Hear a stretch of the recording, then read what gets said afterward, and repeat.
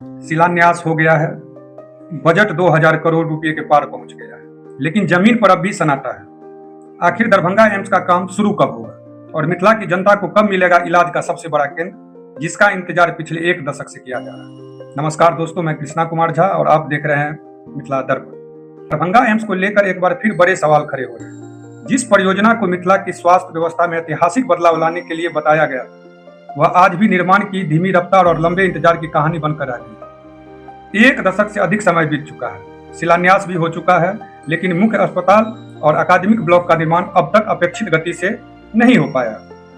इस परियोजना की अनुमानित लागत बढ़कर करीब 2006 करोड़ रुपए तक पहुंच चुके हैं। यानी समय बढ़ा, बजट बढ़ा, लेकिन जनता को अब तक उसका लाभ नहीं मिल सका। मिथिला के लाखों लोगों को बेहतर इलाज के लिए आज भी पटना, दिल्ली और देश के दूसरे बड़े शहरों का रुख करना पड़ता है।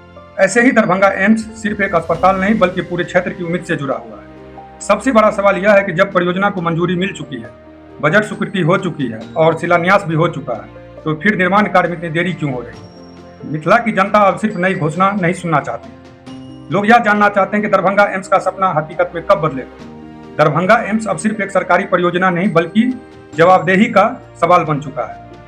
आपकी राय क्या है? दरभंगा एम्स के निर्माण में हो रही देरी के लिए कौन जिम्मेदार है? अपनी राय कमेंट में जरूर बताएं। मिथिला और बिहार के ऐसे ही महत्वपूर्ण और तथ्य आधारित खबरों के लिए चैनल को सब्सक्राइब करें, वीडियो को लाइक करें और ज़्यादा से ज़्यादा शेयर करें। धन्यवाद।